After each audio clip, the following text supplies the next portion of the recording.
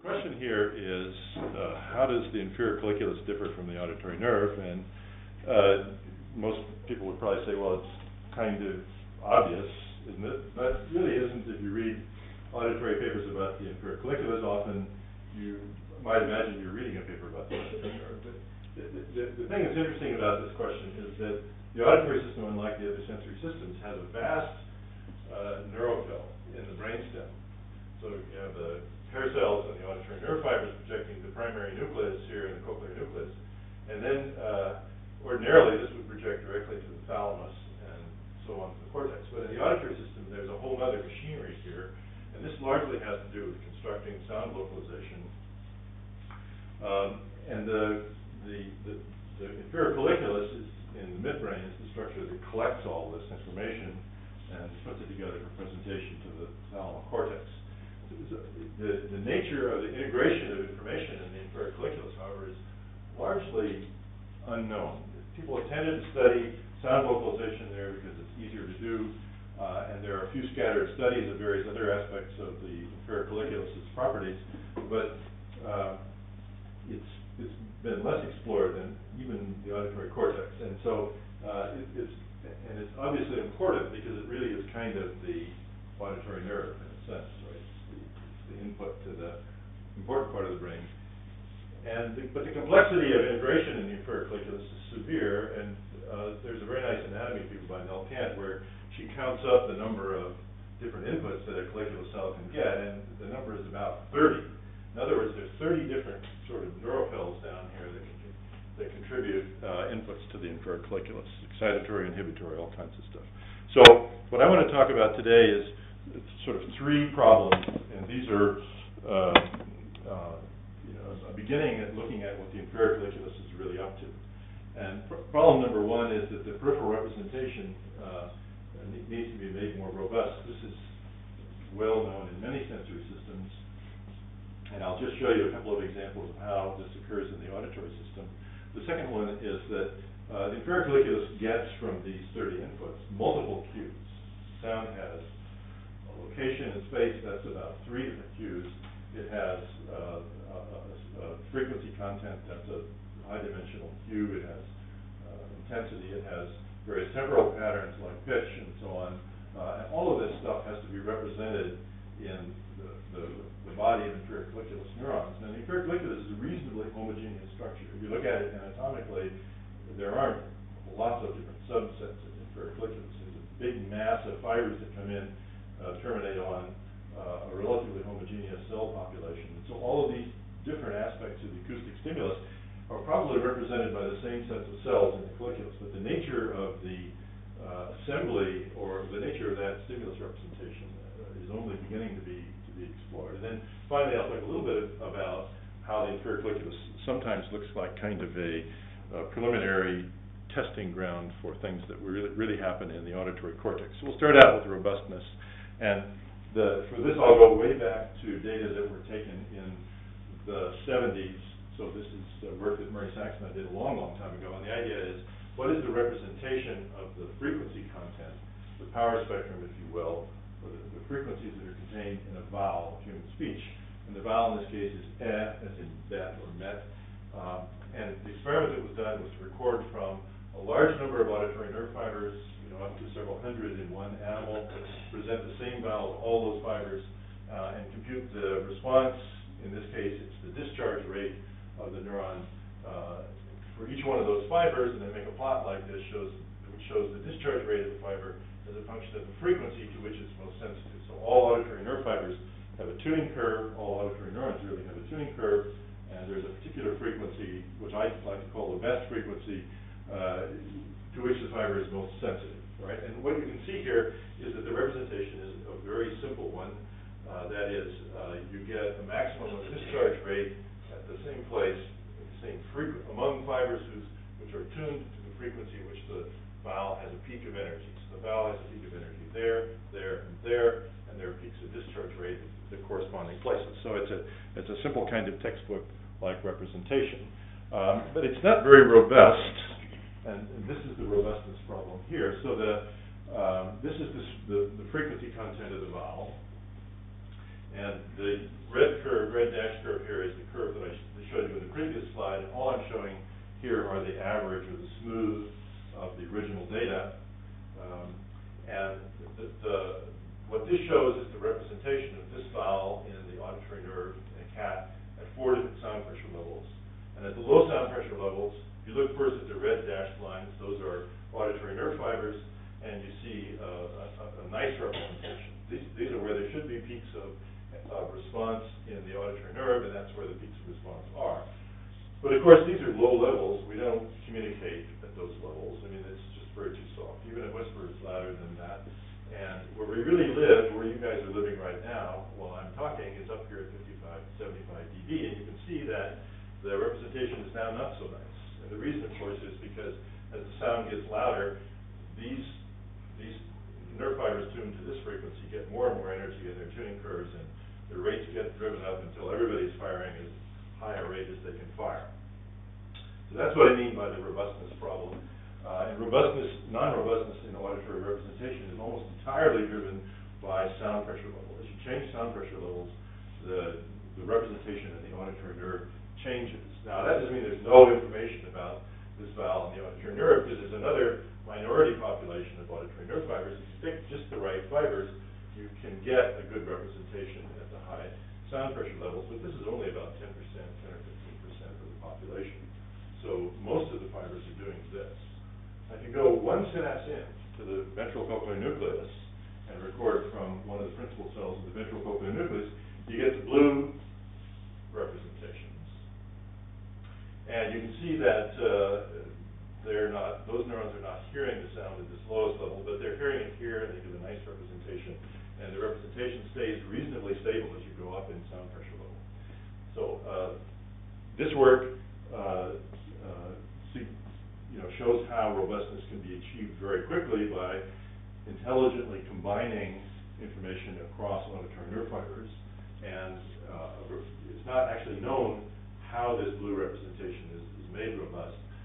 It's probably a mixture of inhibitory inputs, but also one of the nicest hypotheses is that dendritic processing allows the nerve fibers to switch from the red population of auditory nerve fibers at low sound levels to the green population of auditory nerve fibers at high sound levels. So that's one robustness example, and another robustness example is shown here.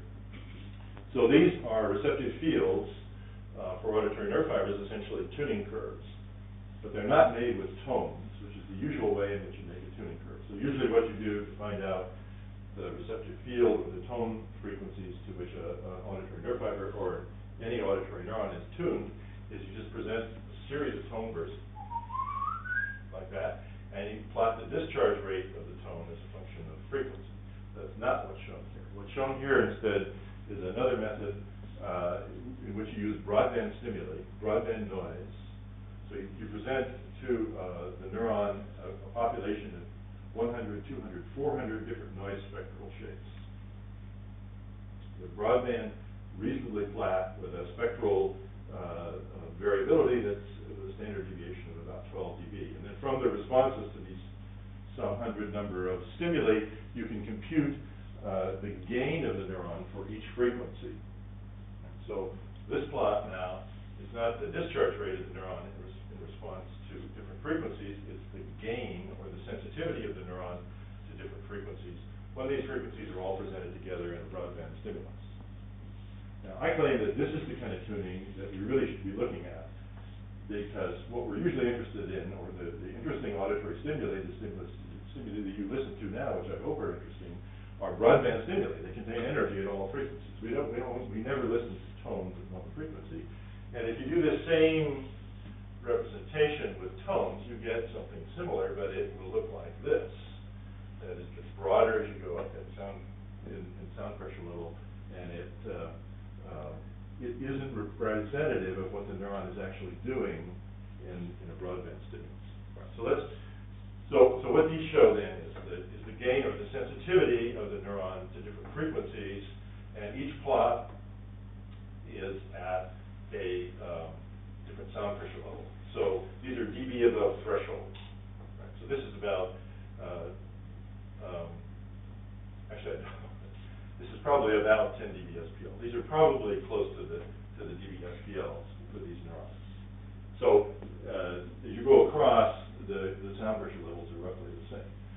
This shows data from a population of auditory nerve fibers, not a single fiber, but a population of auditory nerve fibers. So this is the average gain function for auditory nerve fibers, and you can see at low levels it's sharply centered at the best frequency of the neuron, the frequency to which the neuron is most sharply tuned. As you go up in level, you see the non-robustness in the auditory nerve fiber in two ways. First of all, notice that the best frequency, the frequency at which you get maximum gain, shifts over to lower frequencies.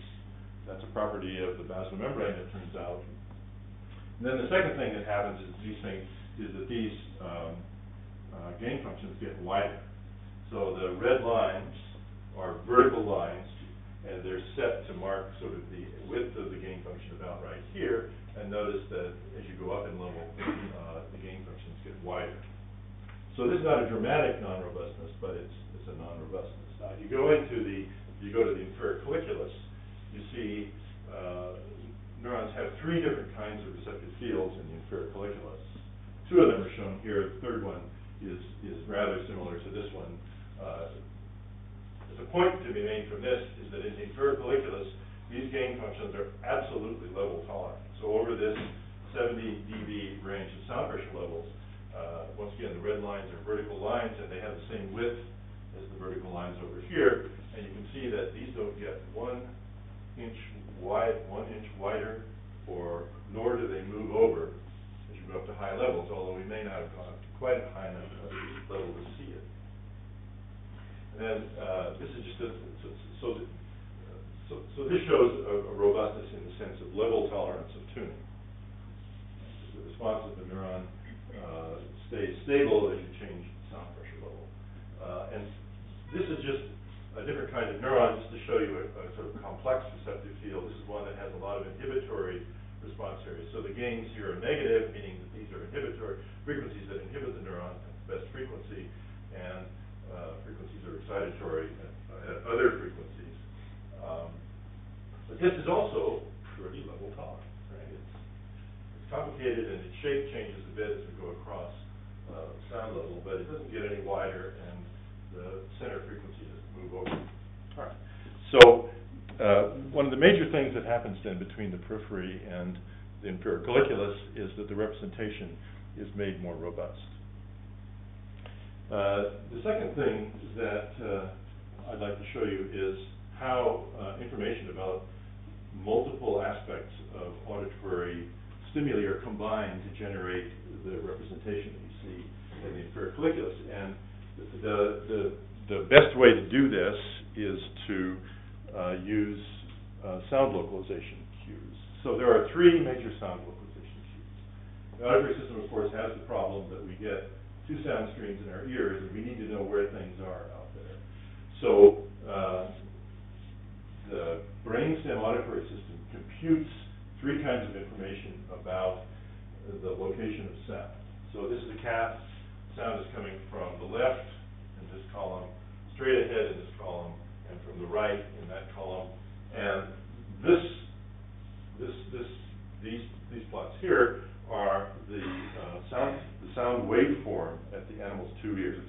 So the animal is hearing a click from a speaker that's 45 degrees to the left. Right? So there's a speaker over here. This click occurs. There's a probe tube in front of the eardrum of the animal, and this is the signal at the eardrum. Right? So this shows the effect of diffraction of sound around the head, and especially of the pinna, and propagation of sound in the external ear canal. So the first cue is so-called inaural time difference. And the idea of ITD, or inaural time difference, is that the sound arrives at the near ear before it gets to the far ear. So in this case, the sound in the left ear arrives before the sound in the right ear by this much. And this is a cat, so this is probably about 200 microseconds. So that's the first cue. And as sound moves around in space from left to right, the inaural time difference changes. It's 0 for sound straight ahead. In the human ear, it's about 600 microseconds for a sound coming from straight there, delayed here relative to this. And you can see that the delays here. So on the right-hand side, the sound gets to the right ear before it gets to the left ear. Okay, so that's the first cue. The second cue is ILD, or inaural level difference. You can see that this waveform in the left ear is larger than in the right ear. That's because there's a sort of shadowing effect of the head. So the sound coming from this direction goes directly into this ear canal, but it has to propagate around the head to get to this ear canal. And the properties of diffraction of sound by the head means that essentially the less energy gets to this ear because it's away from the sound source. And I plotted, that's easiest to see in the plots at the top, which show the Fourier transforms of these. That is the frequency content of these clicks. And you can see that whereas the speaker, the frequency content is pretty flat. It's a high quality speaker. By the time the sound gets to the ear, it's been filtered quite a bit by essentially interference patterns in the external ear. Talk about those in a sec, but the other thing that happens is the sound is louder by this much, the inaural level difference in the left ear. Right? So the inaural level difference is positive, where sound is louder in the ear that's toward the source. And if we go over here, the sound is now louder in the right ear. Right? So that's the second cue. Inaural time difference and inaural level difference largely code for azimuth of the sound. The third cue is spectral notch cue. And what a spectral notch means is that in the process of propagating through the pinna, the sound is filtered, and that filtering introduces these notches. Notice that these notches are in different places depending on where the sound is coming from. And this turns out to be a powerful cue for sound localization. It's the way we do elevation. It's the way we tell sounds coming from the front from sounds coming from behind. So I'll refer to that as the spectral notch cue because, for me at least, the most salient aspect of these spectral cues are these deep notches that occur. The three different cues are computed in the brainstem part of the auditory system in different circuits. So ITD is computed in the medial spherolive, ILD in the lateral spherolive, and spectral notch cues are computed everywhere that has tuning, but there seem to be some specializations in the cochlear nucleus for that. And then all of this stuff ends up projecting into the inferior colliculus. So the inferior colliculus gets these three cues largely on different axons coming up the lateral lemniscus. So now the question is, how does this get combined in the inferior colliculus?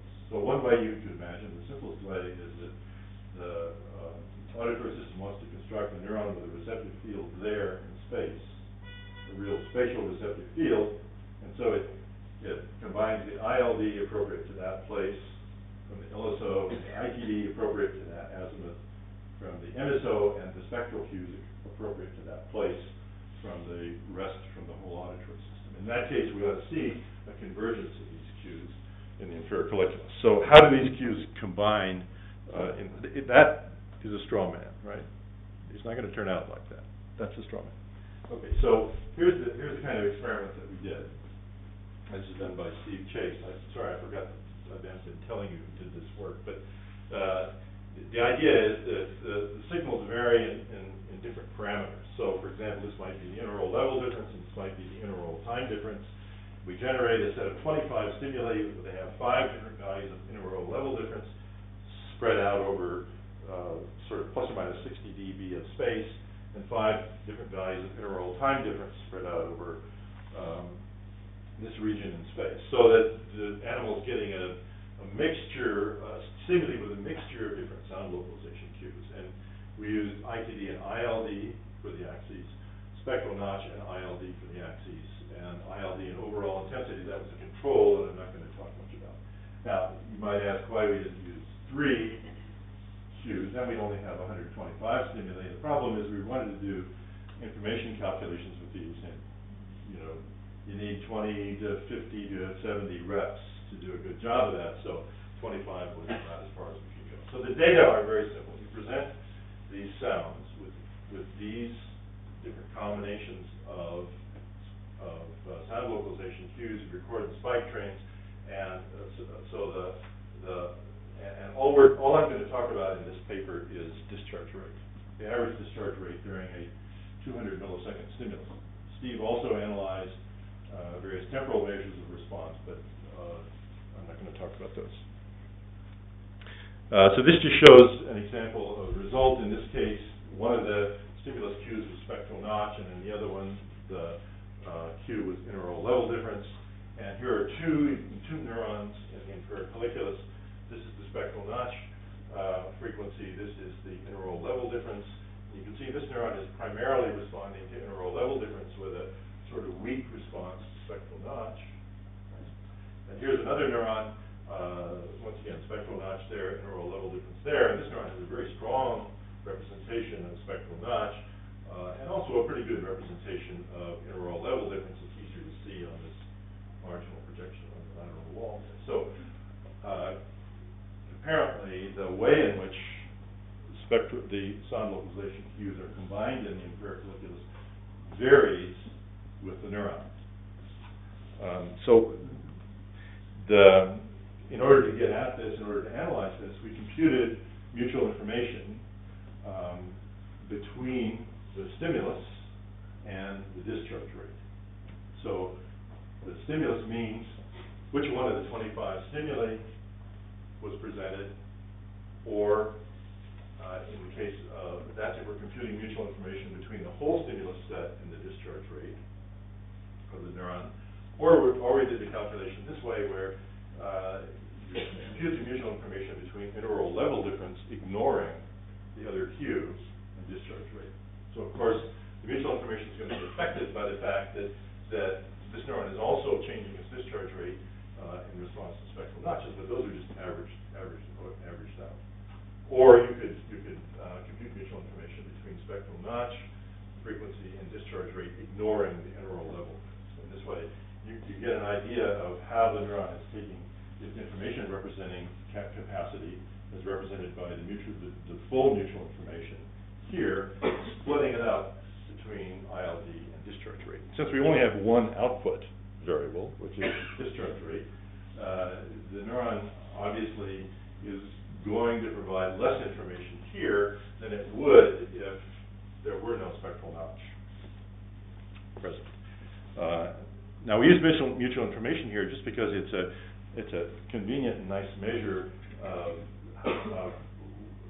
the neuron's information response. We could have computed some clever measures of discharge rate, like the difference between the maximum and minimum discharge rate or something like that. But since every neuron has a different pattern of response, mutual information is nice because you don't have to worry about all that stuff. You just compute the mutual information. It tells you how much information the neuron provides without having to worry about the form of the information. This is a very complicated slide that just shows you that there are three major response types of neurons in the inferior colliculus. That's not important for this talk. 1, 2, 3, they're called V, I, and O. And this just shows the discharge rate of all the neurons of each type that we recorded as a function of interoral level difference, spectral notch, or ITD. So this shows you the basic answer that we're going to get here, which is that neurons seem to code a mixture of different stimulus cues. For example, the type I neurons are really good coders of interoral level difference and spectral notch frequency, and not such good coders of interoral time difference.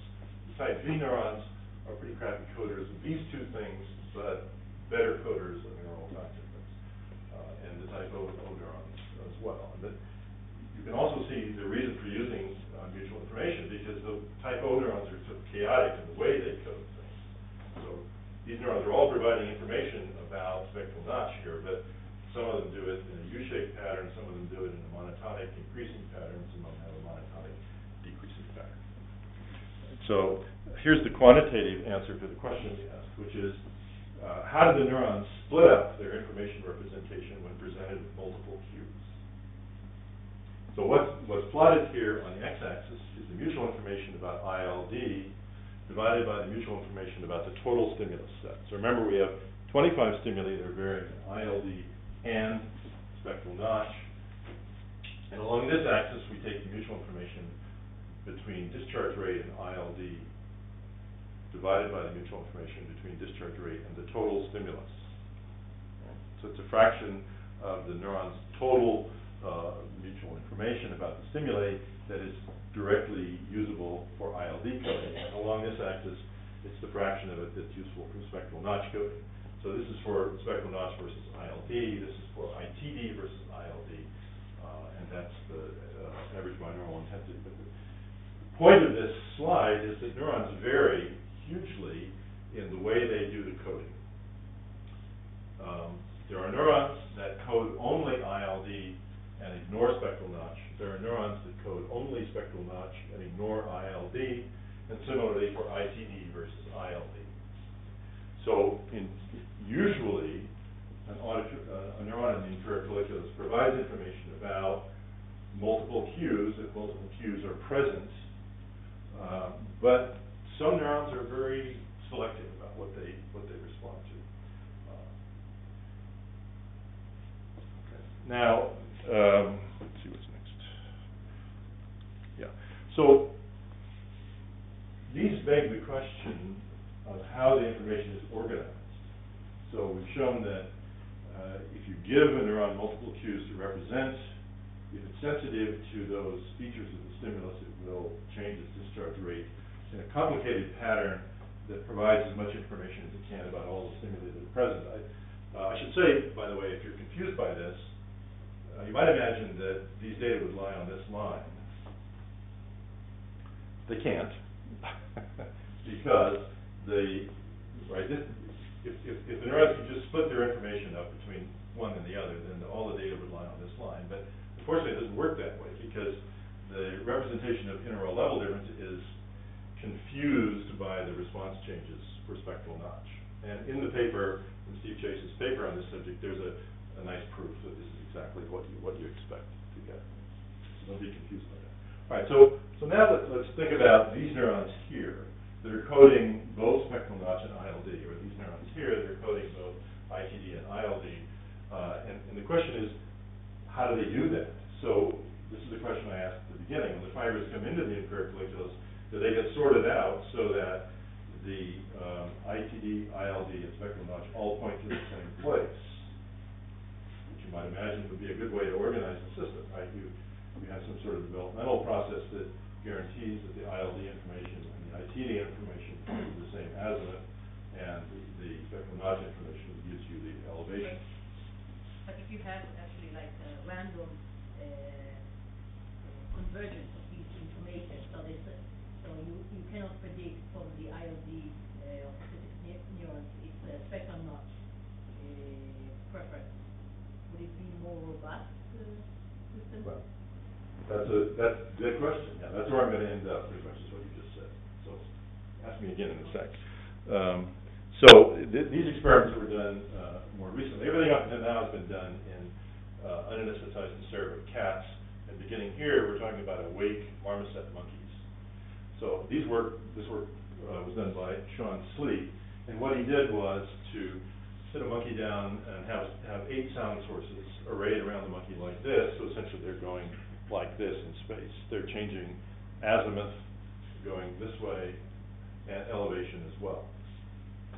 And these 8 stimuli have the cues aligned, right? So that ITD, ILD, and spectral notch all point to the same place in space. Right, so these are what we call an aligned cue set. In this case, we interchanged cues from stimuli that are 2 places apart. So in this case, the ILD from this place was put there, and the ILD from this place was put here, but the spectral notch and the ITD cues here are correct, and the spectral notch and the ITD cues here are correct. Yeah. Virtual space? Yeah, sorry, yeah. So these stimuli were presented in so-called virtual space, which means that you measure the transfer function of the external ear of the animal, and then the animal has headphones in the 2 ears, and the stimuli are put into those headphones, filtered in such a way to exactly reproduce the natural cues that should be there. This gives you complete control over the cues. So the cues can be interchanged between adjacent points, that's 1 off, between points that are 2 apart, 2 off, or between points that are 4 positions apart, 4 off.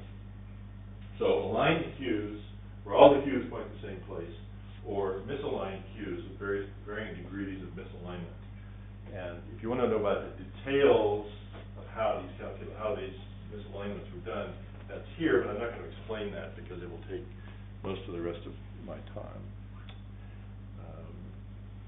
So the answer is here. Once again, what we computed was mutual information between the stimulus and the firing rate of the neurons. And sometimes we see neurons like this, in which aligned cues give more mutual information than misaligned cues. So notice what we're doing here is we're using mutual information as a convenient way of evaluating the correspondence between the stimulus and the response. And when the responses are sort of wandering around like that one is, mutual information is an easier way to evaluate that than to try to think of some discharge rate change measure that would be more direct. But mutual information has the nice feature that it will pick out any systematic aspects of the data. When the cues are aligned, there's about 1.5 bit of information between the stimulus location and the discharge rate. And as we move the cues off of alignment, there's a systematic decrease in mutual information down to about 1 bit. So you see that sometimes, but sometimes you see this in the left column, in which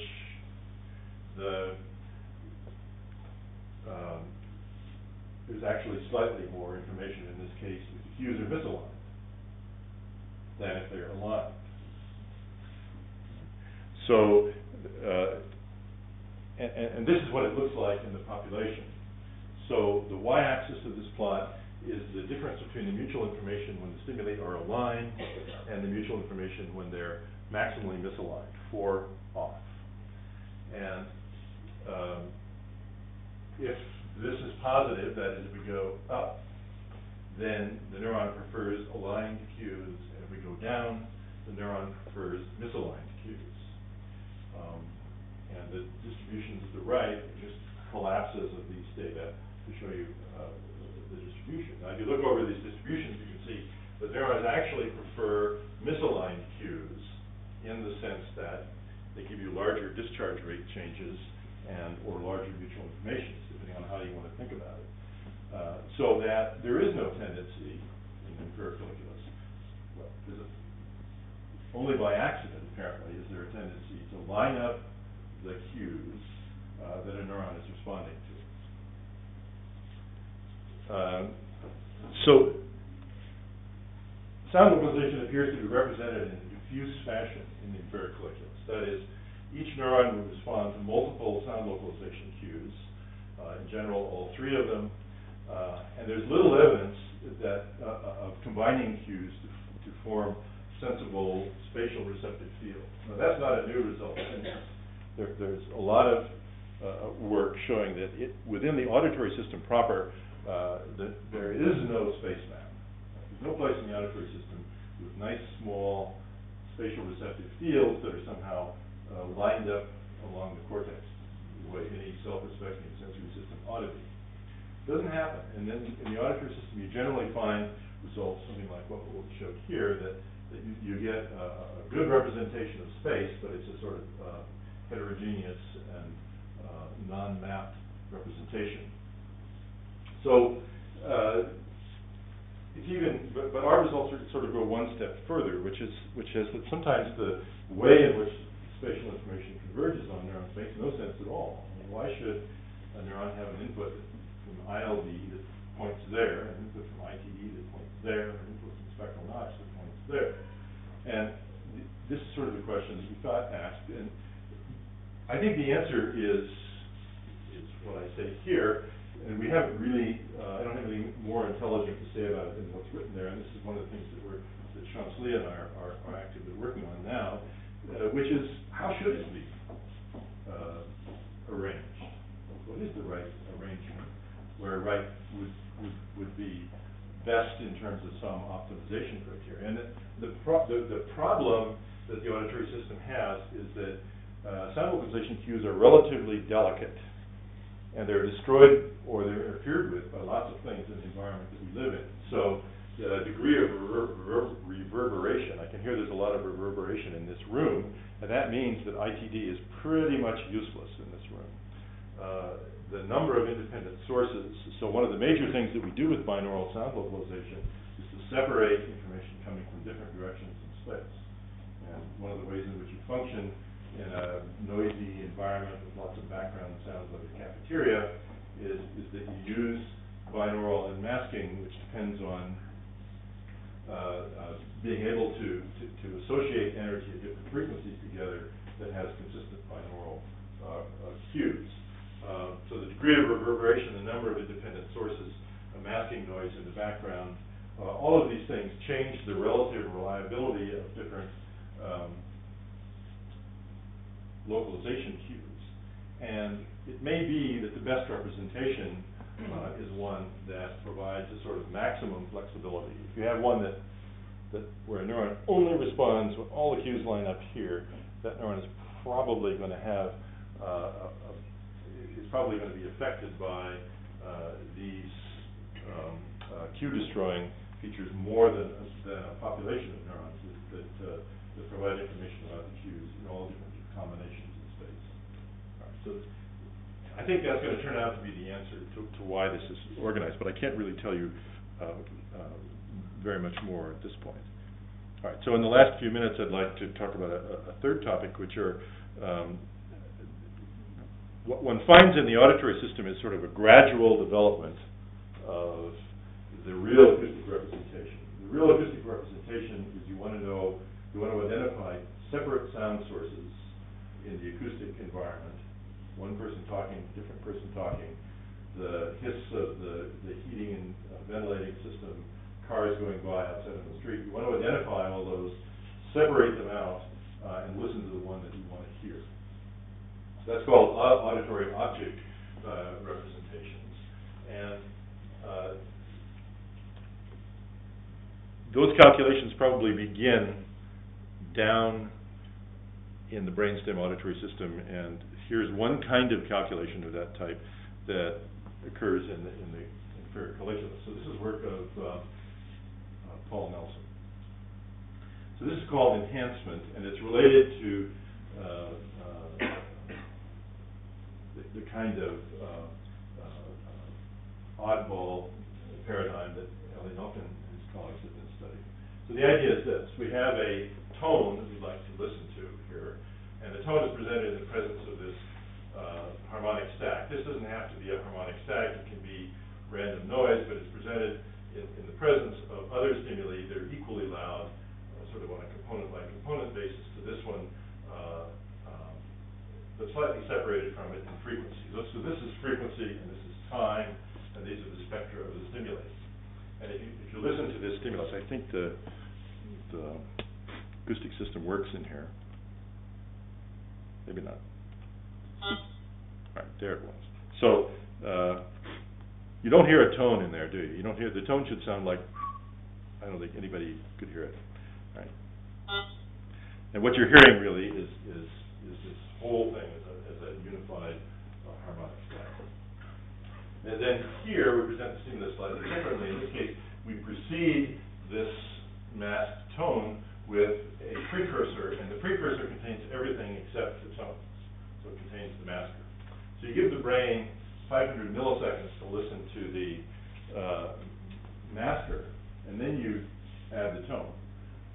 And how does that work? And did you hear it? Don't tell me you didn't hear it. I'll do it again. So what you're going to hear is buzz, and then something else, and it's something else that you care about, right? No. Okay, I can hear it. That's without the precursor. Here, it's with the precursor. Okay. So you can clearly hear that. That's called enhancement, spectral enhancement. And what it is a sort of novelty detection in the auditory system. That is, the auditory system is sensitive to changes in the acoustic spectrum. You can see how that would be useful in something like speech. Stimuli with different frequency contents are coming at us very fast. And we only get 40 milliseconds to figure out what speech sound that was before we move on to the next one. So there needs to be, so it seems to me it would be useful to have a system that tells us where the new stuff is, that directs the auditory system to the new stuff. This turns out to be a big effect. It's 10 or 15 dB in the sense that the perceptual loudness of this component increases by about 10 or 15 dB, which is huge due to the presence of this precursor. So the question is, where does this show up in the auditory system? And this first slide is an old slide from Alan Palmer's lab, which shows that it doesn't occur in the auditory nerve. So this is an auditory nerve fiber responding to the probe component and the harmonic stack by itself. This is the response to that, to the probe in the presence of the harmonic stack with no precursor. And here it is in the presence of a precursor. You can see a little response to the precursor here. And this and that are exactly the same, and you can see that because they're superimposed over here. Right? So in other words, in the auditory nerve, there's no enhancement-like phenomenon. By contrast, if we look in the inferior colliculus, we see a nice enhancement. This is sort of a complicated slide. I apologize for that, but it's pretty easy to understand. So this shows 3 different PSD histograms from one neuron. So this is discharge rate versus time. The stimulus is at the top there. This is the precursor time. This is the test time. And this is spontaneous activity. The blue PSD histogram is for the test tone alone. That is no precursor. And the red one is in the presence of a precursor. So here is the response to the precursor. This red PSD histogram here. Here's the response to the test tone and harmonic stack. And what you can see is that the response to the test tone is quite a bit larger than in the presence of the precursor than it is without the precursor, right? So this is exactly the kind of neural response that you expect to see if enhancement is present in inferior colliculus. In other words, this neuron is showing enhancement. That's why there's a purple E there. This neuron really shows enhancement because it doesn't respond to the test stimulus at all in the absence of the precursor. It only responds when you have the precursor there. It gives a big response to the precursor and then a nice response to the test stimulus. Here's a neuron by contrast that does the opposite thing. That is, it responds rather strongly to the precursor, and it actually gives a stronger response to the stimulus without the precursor than it does in the presence of the precursor. And then this neuron is kind of halfway in between those two. So the first result then is that you see enhancement in neurons in the inferior colliculus. Now, this is probably the beginning of a phenomenon of analyzing auditory stimuli sequentially in time for new stimulus components, which you could call pop-up or oddball detection. And it occurs roughly. It seems to occur in the inferior colliculus. There's no evidence for it at lower levels. And it's interesting to think about how this comes about. And a big hint to how it comes about are the responses to the precursor. So in the neurons that have a strong enhancement effect, these two here, there is the response to the precursor is present. It isn't always present, but if there's a response to the precursor present, it builds up like this. It will sort of build up response to the precursor, right? Over 500 milliseconds, you get an increase in discharge rate. By contrast, neurons without enhancement, you get, if anything, a steady discharge rate during the precursor time, or an actual adaptation, a decrease in discharge rate during the precursor time. And that, in fact, is true in the population. So this just shows a population analysis of that.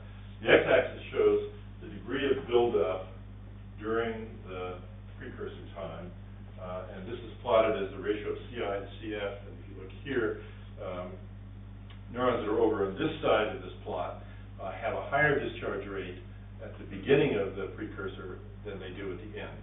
So CI over CF is larger than 1, it gets up to 10. And these neurons show sort of mixture. Well, okay, and on the y-axis is a measure of enhancement. I didn't tell you what this is, but essentially it's the difference in discharge rate. Oops, wrong direction. It's the difference in discharge rate between the enhanced stimulus and the precursor-free stimulus. So it's the difference between these two divided by the standard deviation. So it's essentially a d prime measure of this strength of enhancement. So this is enhancement, and this is suppression. This is adaptation, or no change in discharge rate during the precursor. And to the left here, where the build-up to adaptation ratio is less than 1, you get PSD histograms like this with a build-up during the precursor time. And you can see that there's a very strong relationship between build-up during the precursor time and enhancement. Right, so that suggests a very simple model, which is that the enhancement is caused by adaptation of a, I can't reach it. Let me find one I can reach. Here's one. That during this time, if the precursor is present, the neurons at these flanking VFs are excited by the precursor and they adapt. That is, their discharge rate decreases and their responsiveness decreases slightly, so that when the test zone comes on, these neurons' responses are adapted, and therefore, since these neurons are going to inhibit through lateral inhibition the stimulus at those frequencies, the response to the test tip will not be inhibited by responses to of the inhibitory neurons to these frequencies. Whereas down here, everybody's ready to go when the stimulus comes on, and so you get a fairly strong lateral inhibition onto the precursor. Yeah. So this enhancement is symmetric. I mean, if you start with the mass with the tone, yeah, and then remove the tone, would you get also like you get like a stronger inhibition? Then you do which now? If you you start the mass with the tone, okay? The tone is here. Yeah. So, but that would be like for 500. If you put the tone here. Yeah, put the tone here, and then remove. Then you. Well, if you put the exact tone there, then you don't get much enhancement. You get a tiny amount of enhancement if there's energy. For example, the precursor doesn't have to be a harmonic static. It can be noise. So if you have a broadband noise here and turn on tone pip, then you'll get some enhancement. You get more enhancement if there's a notch. And in fact, the maximum enhancement comes when the notch width is about a half octave. No, but if you have like, you put the notch at the simulation will not be adding a tone, but having a notch there. So you have a broad. You play the text as precursor and the precursor as a. Oh, I see. Did you hear the appearance of the novelty would be the absence of. Yeah, I understand. Actually, I don't know the answer to that. Does anybody know the answer?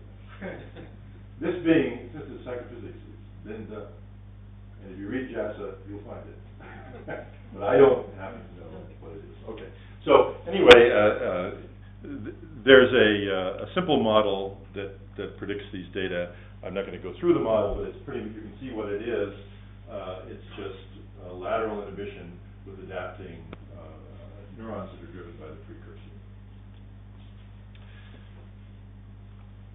So the responses of inferior colliculus neurons differ from auditory nerve fibers by being more robust in their representation of the acoustic stimulus, by combining information about many aspects of the signal, and this, I think, number 2 is an area where there needs to be a lot more work.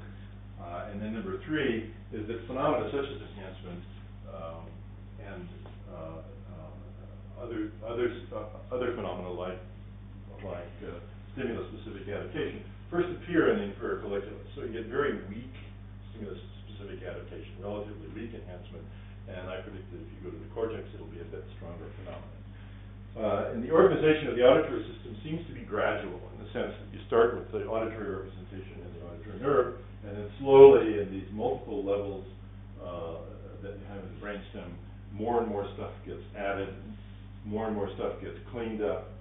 The things get gradually more robust. So, for example, in the case of receptive fields that I showed you, the tone receptive fields are not level tolerant anywhere in the brainstem up through the inferior colliculus, but in cortex, Gopin and Wang have published a paper showing level tolerant tuning curves for tone responses. So that's what I mean by a gradual. Things get gradually more like the representation that's going to be needed to actually do audition. Okay, thank you very much.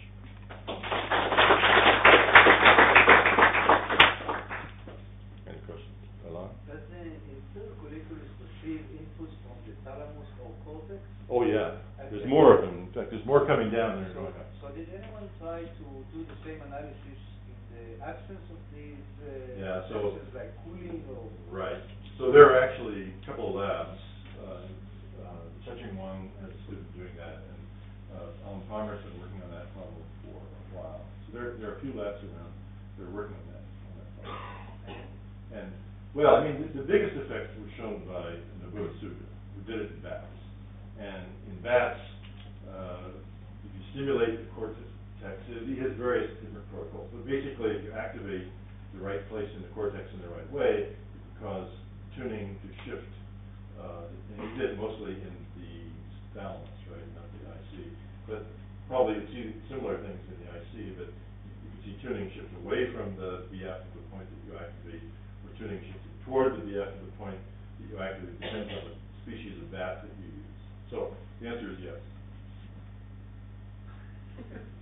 I don't know about these things. I'd be kind of surprised if it did. I don't think you need descending inputs to produce enhancement. But you never know. That's why I asked for your vision about this. Yeah. Are these efferent activities important for the computation? Because you look at it as a serial stations that process information from the ear to the cortex, which may not be the case. Yes, no, I understand. Okay, I understand what you're saying. Yeah, it's definitely a simplistic idea to imagine that the sensory systems are all aberrant, because that's what we all do, unless somebody reminds us that they aren't. And you know that's obviously something very important to work on. So I think the things that I described are probably mostly feed forward. Even in this terrible room, when if I close my eyes, I will hear your voice from the bed. I look at you. I combine also other cues for where the sound comes from. I don't even notice that it comes from the bed. Well, the inferior colliculus probably doesn't know where the sound comes from. The inferior colliculus is just telling the cortex what it needs to know in order to figure that out. What would be my answer to that question? Yeah. So, but why do we need the inferior colliculus in the sense that how come all these computations, I mean, this computation can be carried out at the level of the primary auditory cortex, I would assume. I mean, if like you have like a speakers without the inferior colliculus, probably, they probably would solve it at a cortical level. And so Ellie has a very elegant review chapter in which he says the inferior colliculus is the primary auditory cortex. You can make that point. I mean, this is not a silly. No, but is there any reason to have this information at that level? Yeah. Of the, well, I mean, one thing could be the question that Elon asked, which is the auditory cortex wants to be able to set the lower parts of the auditory system to optimize them for whatever task it's currently dealing with.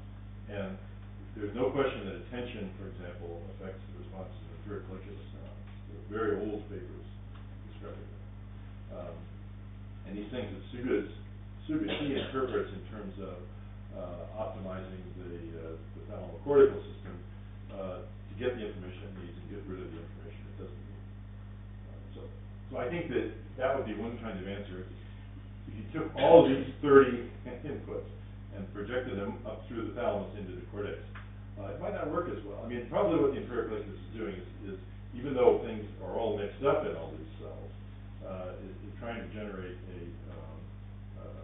reasonably homogeneous and organized representation that can be controlled from above and provides information to the above that's useful, that's encoded in a way that's useful to the higher structures. so for better listening, I mean, or like being able to figure out the auditory space, we need more like processing of or control, cortical control of the input channel. That's good. So if because in the visual system we don't have these levels, right? And still we can fairly well distinguish the scenes. I mean the visual scene, even though most of the analysis is done at the level of the primary visual cortex. I would assume. Well, I mean, the visual system doesn't have the problem of constructing space. So that's the big problem the auditory system has. And inferior colliculus may be the place where auditory space is actually constructed. Because you've got to put together all these cues in a way that can be used. Also, another big role of the inferior colliculus, of course, is providing information to the superior colliculus. Because the auditory information that the superior colliculus uses comes directly from the inferior colliculus. And there's an intermediate, there's actually another nucleus in between those two, called the nucleus of the brachium. And generally, well, it's been best studied in owls, and there you actually get a sort of construction of reasonably constrained receptive fields, sort of as a gradual process between the inferior colliculus where you don't see them, the equivalent of the brachium where you kind of see them, to the superior colliculus where you see them, and they're all lined up with the visual. So, that, the inferior colliculus, yeah. Instead of speculating what else or how. Okay, any other questions? Thank you very much.